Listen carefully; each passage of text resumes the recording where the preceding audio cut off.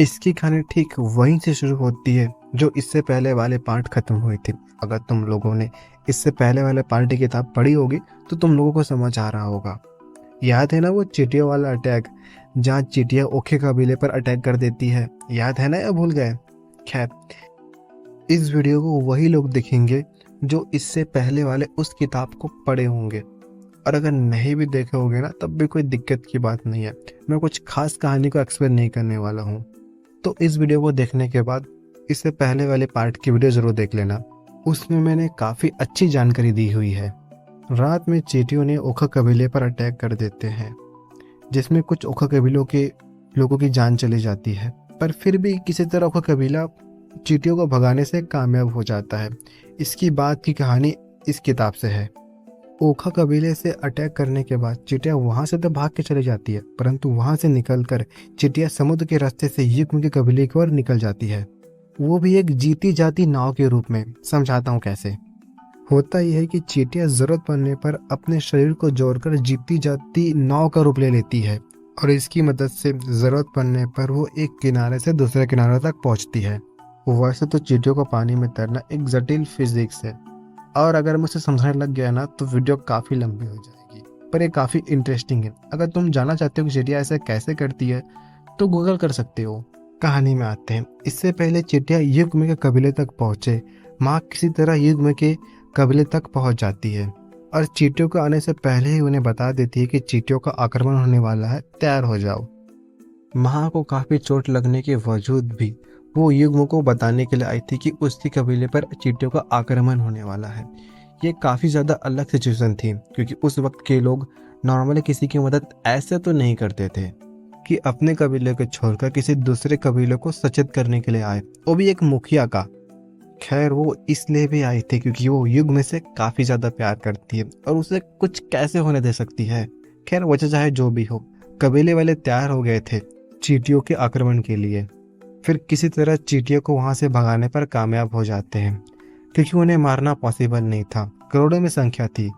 चींटियां पूरे कबीले को पल भर में चट कर सकती थी। तो ये सब होने के बाद युग्म का कबीला काफ़ी खुश था कि उनका कोई जान मान का नुकसान नहीं हुआ, परंतु माँ का कबीला, उसका तो काफ़ी नुकसान हो चुका था। पर वो खुश थे कि युग्म सही सलामत है। ये सब होने के बाद उसे अच्छे से समझ आ गया था कि उसे अपने दिल की बात युग्म से तो अब करनी ही होगी, क्या पता कल हो या ना हो। और गाइस, एक इम्पोर्टेंट बात बताता हूँ, उस वक्त लोगों के पास आई लव यू, मैं तुमसे प्यार करता हूँ, मैं तुमसे मोहब्बत करता हूँ, फलाना ढिमकाना, ऐसे शब्दों का आविष्कार हुआ ही नहीं था, परंतु उनके पास अपना ही तरीका था किसी से प्यार का इजहार करने का। समझाता हूँ कैसे। अगर कोई लड़की किसी मर्द को पसंद करती है तो उस मर्द को वो अपने साथ संगी बनने के लिए पूछती है। अगर उस मर्द की हाँ है तो वो उसी वक्त से एक साथ रहना शुरू कर देते हैं। परंतु ये पूछने का अधिकार सिर्फ औरतों के पास हुआ करता था। मर्द तो ये पूछने का सोच भी नहीं सकते थे। आज के वक्त से एकदम उल्टा, या फिर आज जो चल रहा है वो उल्टा है। कितना अच्छा होता है ना कि लड़कियां हमें प्रपोज करती। खैर, मैं अपने ही सपने में खो बैठा हूँ। चलो आगे बढ़ते हैं। ज़्यादातर ये रिलेशनशिप सिर्फ सेक्सुअल डिज़ायर को पूरा करने के लिए होता है और लोगों को भी दोनों को साथ देखकर ये समझ आ जाता है कि ये दोनों एक दूसरे के संगे संगिनी है, लाइक लिविंग रिलेशनशिप। क्या है ना कि उस वक्त शादी का कल्चर था ही नहीं, तो लोग अपने हिसाब से जीते थे और समाज को भी एक घंटा नहीं फर्क पड़ता था। और इसके अलावा औरत जब चाहे अपने पार्टनर को छोड़कर किसी दूसरे पार्टनर को अपने साथ संगी बनने के लिए पूछ सकती थी। और अगर उस नए मर्द की हाँ है तो उसके पुराने साथी को उस महिला को छोड़कर जाना पड़ता था। मतलब पूरी पावर महिलाओं के अधिकार में थी और वो ये तय करती थी कि उन्हें किसके साथ रहना है और किसके साथ नहीं। और इसी वजह से बच्चों का अधिकार भी माताओं के पास हुआ करता था और माताओं के नाम से ही बच्चों का वंश आगे बढ़ाया जाता था। और इसकी वजह ये भी थी कि उस वक्त जितने भी लोग हुआ करते थे ना, उन सब के पास मल्टीपल सेक्सुअल पार्टनर हुआ करते थे। तो आसान नहीं होता कि महिलाओं के नाम से उन बच्चों का पहचान किया जाए। तुम में से काफ़ी लोगों को ये सब बात काफ़ी ज़्यादा अजीब लग रही होगी, परंतु सच्चाई यही है कि उस वक्त ऐसा ही हुआ करता था। उस वक्त कल्चर या संस्कृति जैसी कोई चीज़ एग्जिस्ट ही नहीं करती थी। और होता भी कैसे, जो संस्कृति का विकास हुआ है यहीं से शुरू होने वाली थी। इन्हीं लोगों ने आगे चलकर संस्कृति और सनातन धर्म का खोज करने वाले थे। खैर, कहानी में आते हैं। युग में तो हमेशा से ही महा को पसंद करता था, इसलिए वह संगी बनने के लिए तो हाँ कह देता है, परंतु उसे अपने कबीले की चिंता थी, क्योंकि वो कबीले का मुखिया था। और वहाँ के नियम अनुसार अगर कोई लड़की किसी मर्द को अपने साथ संगी बनने के लिए पूछती है और उस मर्द की हाँ है तो उस मर्द को उसी वक्त अपना घर छोड़कर उस महिला के साथ रहना पड़ता था। मतलब अब तक तो यही हुआ करता था, परंतु इसके आगे सब कुछ बदलने वाला था और आगे चलकर इन दोनों की प्रेम कहानी एक राज की नींव रखने वाले थे। तो आगे कहानी में माँ का कहना है कि हम दोनों ही अपने अपने कबीलों को यहाँ से संभाल सकते हैं और जरूरत पड़ने पर एक दूसरे की मदद भी कर सकते हैं। मतलब यह है कि तुम अपने कबीले को संभालो, मैं अपने कबीले को संभालूंगी, दिक्कत ही क्या इसमें।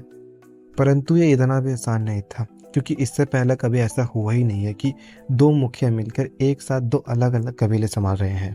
तो इस समस्या के लिए वो महागुरु के पास जाते हैं और उससे इन समस्या का समाधान मांगते हैं। और अगर तुम महागुरु को जानते हो तो तुम्हें अच्छे से समझ आ रहा होगा कि महागुरु हमेशा से यही चाहते थे कि जो ये अलग अलग कुट बने हुए हैं ना, ये सब मिलकर एक राज बन जाए, ताकि वो मुसीबत आने पर सब मिलकर एक साथ काम कर सके। और पराव का भी खतरा बना हुआ था, तो महागुरु ने ये राय देती है कि तुम दोनों मिलकर एक राज बना लो। और वो दोनों भी यही चाहते थे, तो वो दोनों ने उसी वक्त एक साथ एक राज बनाने के लिए तैयार हो जाते हैं। मतलब ये है कि अब एक नई राज की नींव शुरू हो गई थी और आगे चलकर इसमें काफी कबीले जुड़ने वाले थे। देखो, इस स्टोरी को बनाने का एक सिंपल सा उद्देश्य है कि तुम इतिहास को समझो, वो भी बिना किसी हेडिक के। वैसे भी तुम लोगों ने कभी ये सोचा था कि महिलाओं के पास कभी इतना ज्यादा पावर हुआ करता था? देखो, इसके अलावा इस किताब में ऐसी बहुत सारी चीजें हैं जो बताने लायक है, पर मैं नहीं चाहता कि तुम्हें उसे बता दूं, क्योंकि इसे बताने से उस किताब का पढ़ने का इंटरेस्ट खत्म हो जाएगा और मैं बिल्कुल नहीं चाहता कि तुम इस किताब का पढ़ने का इंटरेस्ट खत्म हो जाए। तो अगर तुम बिना सर दर्द के इतिहास को समझना चाहते और ये जानना चाहते हो कि हमारी संस्कृति की शुरुआत कहाँ से हुई और आज हमें जो विरासत में मिली है वो उस वक्त के लोगों ने कितनी मेहनत से हम तक पहुंचाई है, तो अगर तुम ज्ञानियों को ये वीडियो अच्छी लगी तो तुम जानते हो तुम्हें क्या करना है।